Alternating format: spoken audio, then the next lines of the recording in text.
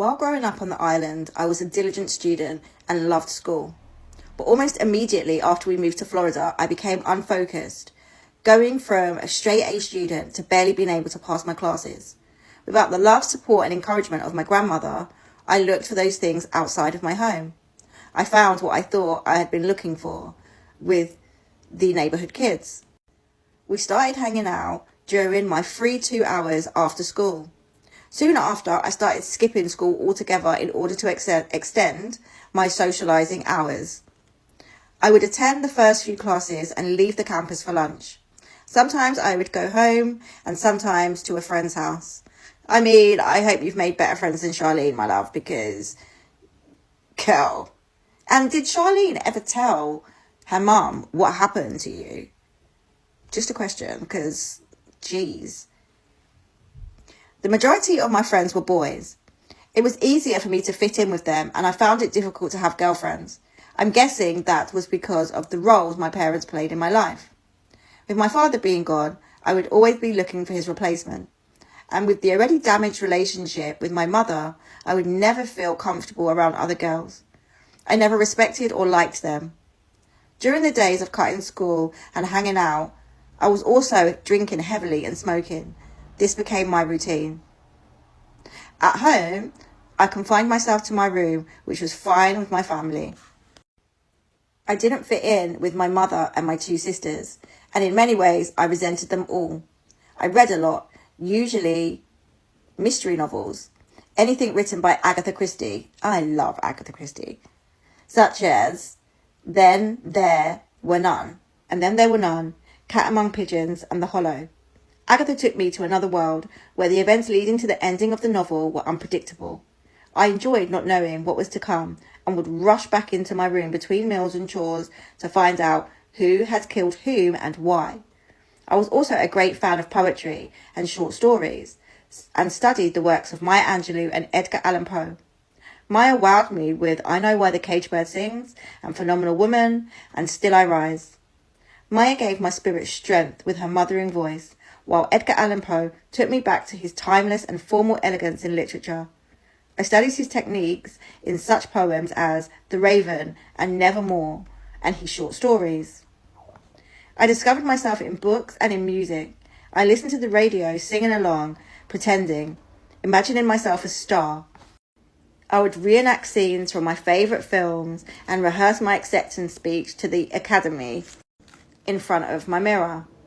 I spent time writing poetry and recording all my thoughts and pain in my journals, becoming increasingly introverted and an outsider in my own home. Of all the Christmases I spent with my mother, one when I was about 14 made the biggest impression on the rest of my life. From the day I came home after being R-worded, my mother began to tell anyone who would listen what an awful child I was. She told friends and family members that I was evil and on drugs. When the beatings were particularly vicious, I reached out to the counsellors and officials at my school. I showed up at school with bruises, lacerations, and even a sprained neck, but my mother had them all fooled. She lied to cover her actions and made me out to be the bad one, eventually succeeding and making everyone dislike me. Things had become inverted since we left St. Thomas, and now she was the good guy. This particular Christmas, I left my room and walked slowly into the living room. There were maybe 45 presents under the tree, and my little sisters were tearing away at the wrappings as my mother sat on the couch, snapping pictures. This particular Christmas, I left my room and walked slowly into the living room. There were maybe 45 presents under the tree, and my little sisters were tearing away at their wrappings as my mother sat on the couch snapping pictures. I walked closer to the tree and my eyes began roaming around the base of it, looking for my gifts. I wasn't expecting much, but I was excited just the same. As I was looking, my sisters were yelling and screaming with joy to see the gifts from my mother, as well as gifts sent from her family. My mother's family had always been split, her mother's side and her father's side. Once we moved from Florida, she disconnected from her mother's side and only acknowledged her father's family. I stooped down and began kneeling so I could get a better view under the tree. I cleared away the mountains of torn wrapping paper and ribbons and pushed my sister's gifts to the one side. I continued to look, and as I did, no one said a word to me. No one even acknowledged my presence. I retreated from the Christmas tree once I realized there was nothing there for me. That is so cruel. Not a thing. My mother had made everyone believe I was unworthy, and no one in the family showed me love during the holiday. That is peak. Of course, her father's side of the family believed what she said. They had never known me. They had never loved me. Damn. My heart sank into my stomach and it became a few degrees colder in the room. My mother could have never gotten away with this if my grandmother had been around. She had purposely disconnected me from my roots. She had brought me to this town to figuratively kill me or stay alive. I closed my bedroom door behind me and ploughed into my mattress. At first I began to cry, but then I received a phone call from a boy I liked that kids in the neighborhood called Bam Bam. He was older than me, around 19 years old, and had just moved to Florida from Queens, New York. I can't remember how we met, but I was glad we did. He was sweet to me and would always ask me how I was doing.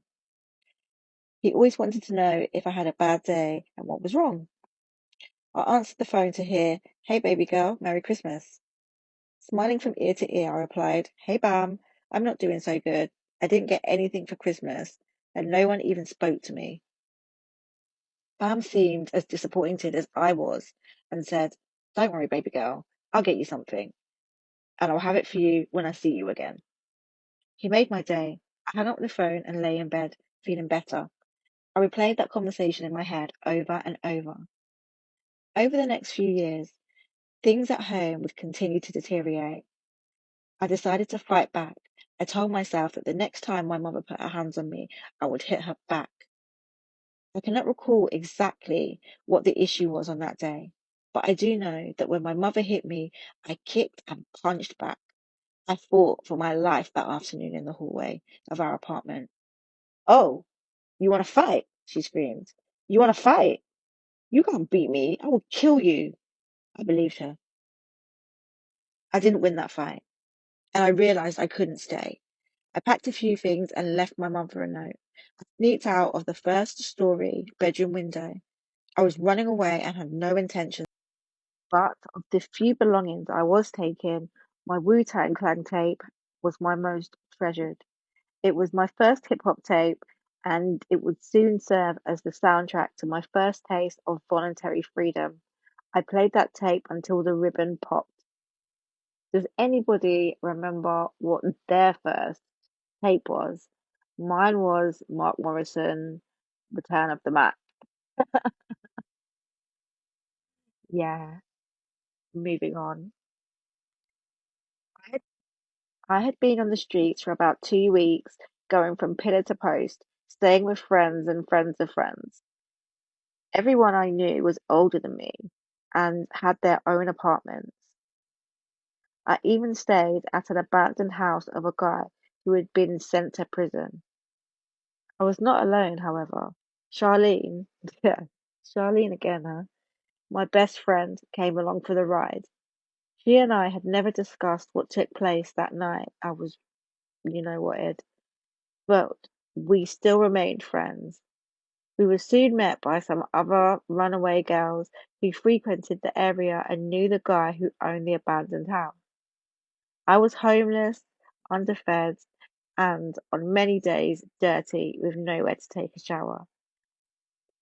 What I hadn't realised about this abandoned house was that it was in a crack infested, prostitute riddled neighbourhood. I was so naive. One time I was standing on the corner with a couple of the girls from the house at a local liquor store asking for change to buy food, and a stranger in a car invited us back to his place. We jumped into the car with a Jamaican stranger. I was eager to get something to eat and a place to shower. In retrospect, I realized he thought we were hookers, and he was looking for a good time at our expense. Fortunately, back at his place, his friend didn't want us, and we were consequently returned to the street corner where the guy had found us. Still, I would rather have lived in this abandoned building with no light and no water, begging for food and money in the worst neighborhood in Tampa Bay than go home. It seems almost impossible to imagine now. I lived on the street for close to a month. One Saturday night, I was hanging out on the strip where there were teen clubs and places to eat, a movie theater and such. This was my first time in this part of town, and my first time hanging out like this. The night air felt cool and inviting on my face. We were all smiling and laughing and carefree.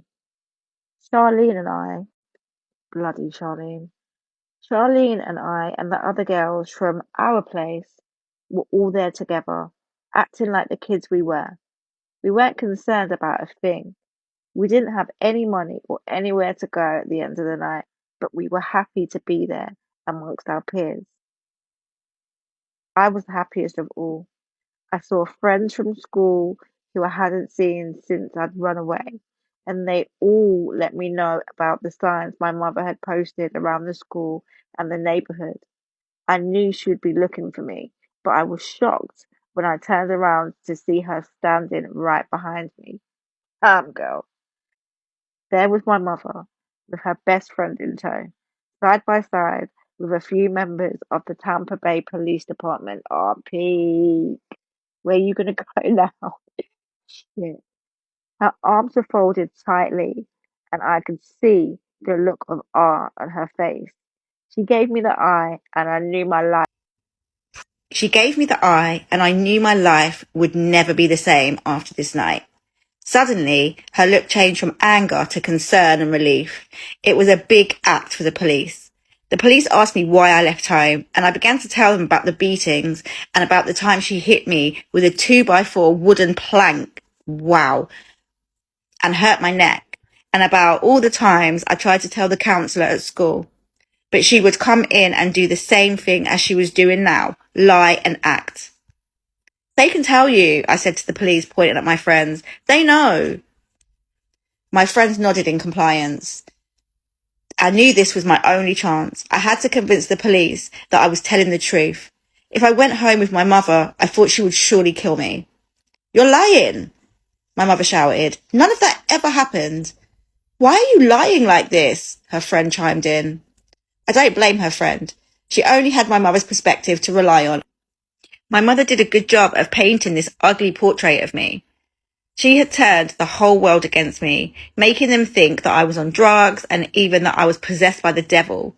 She told everyone, damn, not possessed by the devil. She told everyone I was a whore and that I had been having sex with all my guy friends. And when nothing could have been further from the truth. She defamed and degraded my character. I couldn't let her win on this night. I couldn't. I stood there in front of the police. I cried my heart out and begged them to believe me. I had become hysterical with desperation and began to hyperventilate. I was placed in the back of a squad car, 2 officers up front. Calm down. It's going to be okay. The officer to my right said. The officer to my right said even. We're here to help you. Was he there to help me? The very concept had become foreign to me.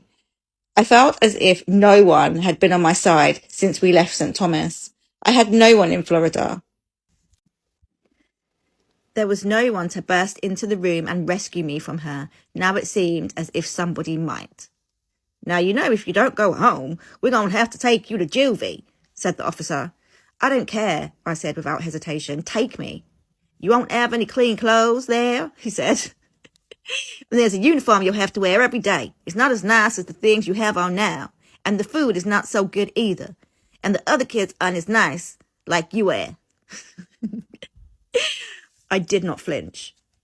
Take me, I said, because if you send me back there with her, I will kill her.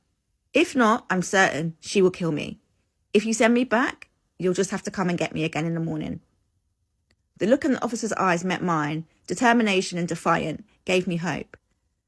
The decision he made changed my life yet again. Where's your father? He said. I began to sob uncontrollably. I don't know. Well, what's his name? Kenneth. As soon as I blurted the name of my father, the officer jerked himself out of the car and went over to my mother. I could see him take out his pen and pad and began to scribble feverishly. Within seconds, he was back in the driver's seat. Here's his name and his location, the officer said. He's in Phoenix. I was so confused, I had no idea what my father would be doing in Arizona, since I last heard he was in New York. Nonetheless, I felt relieved. Before my sisters were born, my mother and I would run back and forth to New York from St. Thomas, chasing behind my father. When I was 5, she moved us into a tiny 4th-floor studio apartment on the corner of Parsons Boulevard and Hillside Avenue in Jamaica, Queens. Damn. The hallways and stairways were littered with homeless men who pissed on the walls and floors. On occasion, I would look outside one window in an apartment adjacent to ours and see a fat, naked man with a long, grizzly beard guzzling liquids and stuffing his face with leftover food from God knows where. I could look down the alley between my building and his and see the trash heap forming and the dog-sized rats running and ravaging through it. This was poverty at its finest. Gross. And I had been living in it because my mother was ever hopeful she could win my father back. Girl. Mummy, come on now. My father often came to see me.